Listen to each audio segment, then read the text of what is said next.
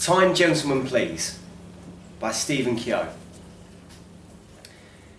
Dracula, Lord of Darkness, Scourge of Romania, drinker of blood and defiler of virgins, prince of the night, terror of the ages, beastmaster of many forms, and dread count of Transylvania, since time immemorial, licks his razor-sharp incisors in a fiendish fashion and laughs.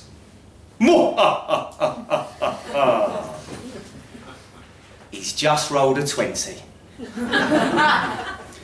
It's games night down the Red Hellhound, and the fortnightly league game of Dungeons and Humans is in full swing. Placing an exquisitely painted lead figurine on the game board with a confident thwack, he intones in a devilishly deep baritone. I go through the door. Dracula's proud of his character. He's been playing the same one for a year now. A level 7 IT consultant from the Kingdom of Croydon.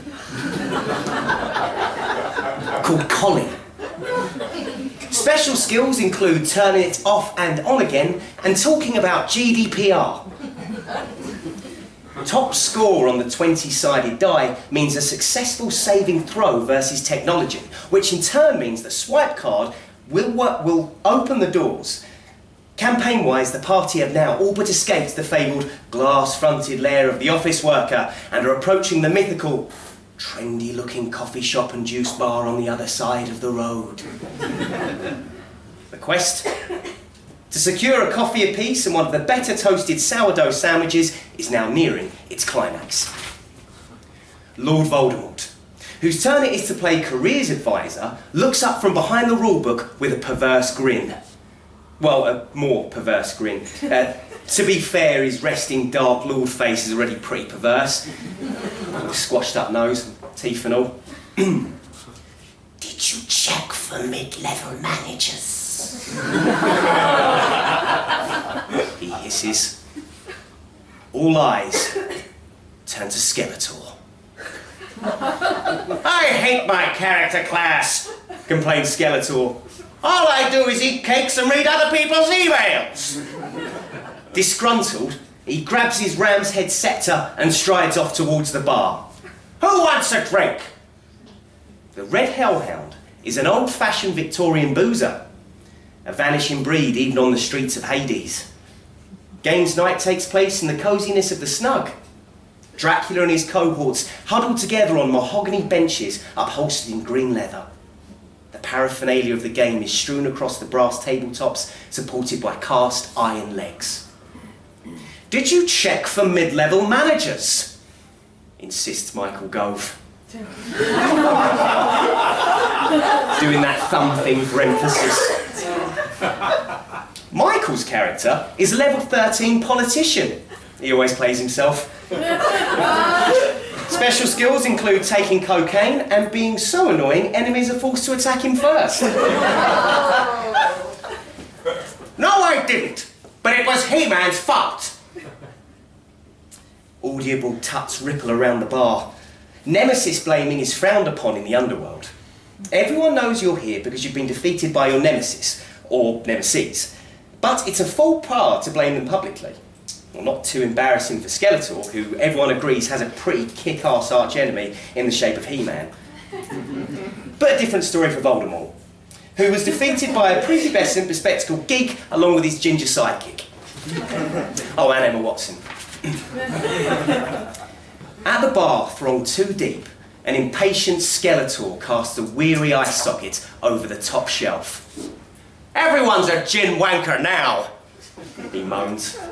To anyone who will listen, and there are plenty who will, the pub is packed. This being the night before Halloween, most demonic folk don't have work tomorrow. It's bad form to terrorise humans while they're busy dressing up and terrorising themselves. There is an unpleasant buzz about the place.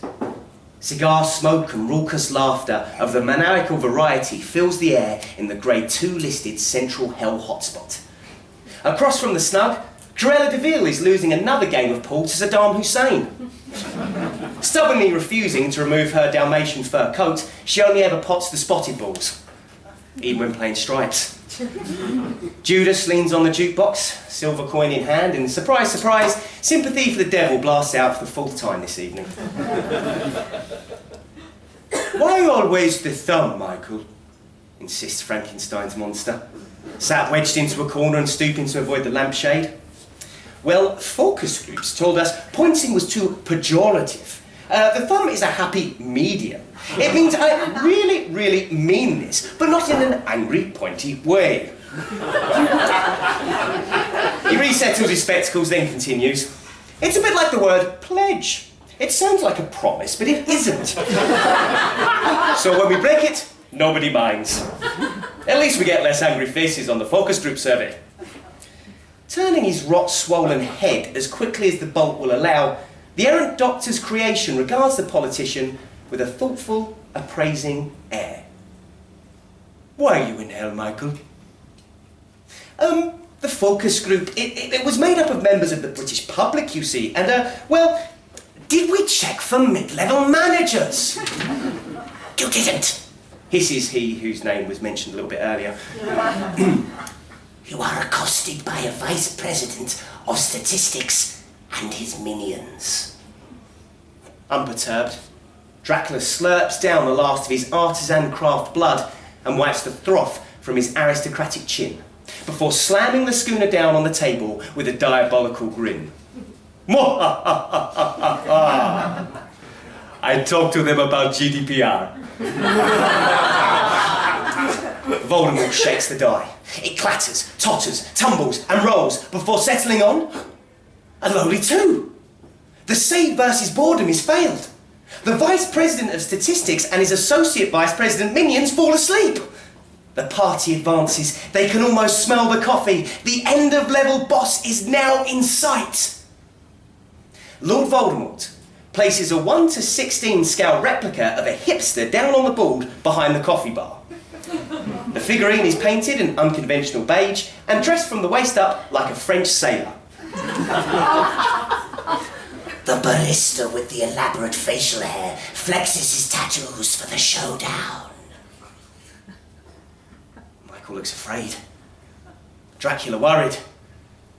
Even Frankenstein's monster has never seen jeans that tight. Dice in hand, our anti-heroes steel themselves for the final battle. Dracula prepares his opening salvo of a rather involved mocker order, whilst Michael gears up for some serious smashed avocado on toast, when suddenly, with a bang and a crash and a wallop and a thump, the saloon doors open of the Red Hellhound. The jukebox stops. Pool balls halt. Cigarettes burn unattended in demonic mouths that hang agape. It's Sauron. You know the big eye from Lord of the Rings? One of the Mayar, servant of Melkor. The rest of the high fantasy crew are close behind, and they look decidedly half-cut. The Night King staggers, arm round the shoulders of Saruman, and Baron Vladimir Harkonnen can barely keep afloat as Melmoth, their token goth mate, wanders in behind, a jug of scrumpy sloshing at his lips. For fuck's sake, mutters Dracula. Not that lot again. The high fantasy crew are very cliquey. In their view, the rich and detailed worlds from which they come, along with the lofty epic scale of their off-serialised struggles, makes them a cut above your average role-playing vampire, the interesting narrative structure of Dracula notwithstanding. Told entirely by a series of letters and journal entries, Stoker had achieved something remarkable, never attempted by your Tolkiens or your George R.R. Martins. Still, try telling that to Sauron. 54,000 years old with a hankering for a single malt, he frowns menacingly at Dracula and his role-playing butts. A giant, lidless, eyebrowless frown. One snug to rule them all, utters his sidekick Saruman. It's well known the seats in the snug are the comfiest in the bar. They are our seats, shouts Saruman. The Night King glares angrily in support. The snug is nowhere near large enough to accommodate both groups of ne'er-do-wells, so something has to give. Dracula isn't for moving, but the high fancy boys are accustomed to getting their own way. I advise you to bend to the will of my master. Saruman's poisoned tongue coated in honey. Or else what? Skeletor stomps back from the bar. Plonking himself down on the edge of the bench, he hands round the Jaeger bombs. A comedic cartoon buffoon he may be, but gumption he has by the bucketful. Leaning his bony elbows on the table and biting his bony thumb in the direction of Sauron, he lets his bony tongue run free. What you gonna do? Make me some jewellery? Give us all a ring to wear? Quaking in my boots. How's your depth perception, you one-eyed prick?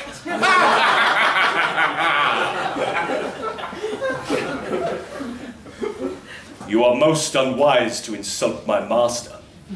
Saruman's voice, soft as silk. With a resigned sigh, Dracula puts Colin back in his velvet-lined keepsake box, downs his shot and stands. He don't want to fight and ruin his best cape, but neither does he want to give up his seat. Unhurried, he removes a delicate leather glove, finger by undead finger, and then slaps Sauron with it, square across the cornea. A duel, sir. We shall include our seconds. And with that, the stage is set for mayhem. The forces of evil on one side and the forces of also evil on the other. Sauron summons the Nazgûl, Dracula the Children of the Night, the Night King orders his whites to advance, and Michael makes a really, really serious pledge to cut educational funding to Mordor if they don't back down. A battle to shake the foundations of the earth seems inevitable, when suddenly, with a smack and a hammer and a crash and a boom, the salon doors of the Red Hellhound swing open again. The jukebox stops. Pool balls halt, cigarettes burn unattended in demonic mouths that hang agape. It's Buffy. She's wearing the brown tan skirt from season 2, episode 15. Silver buttons up the front, sort of stops mid-thigh. Kind of A-line, but not really. She has the matching boots on too, same colour that come up mid-calf. Tonight, however, she's paired it with a yellow cardigan from season 3, episode 2. It's cute in a kind of girl next door way. How she dressed pre-Spike. Her eyeshadow is of the palest lavender, and her long golden locks are done up in braids and... Anyway, it's Buffy, yeah? The vampire slayer? The girl monsters have nightmares about? Howdy, gang. Sorry I'm late. Total mare getting here. Do you know they only have one guy operating the ferry on the River Sticky? The villains swap confused glances. The river that sticks? Well, more confusion. And Buffy does that faux perplexed thing that her face does and shrugs. Ah, Buffy, excellent. I was wondering if you got my message. Michael pockets his BlackBerry and sidles over. Dracula arches an eyebrow. Explain yourself, Michael. I did warn you not to trust me, Drac. I'm not angry, Michael. I'm just disappointed. Awkward, says Buffy. Our heroine pulls out a steak and winks.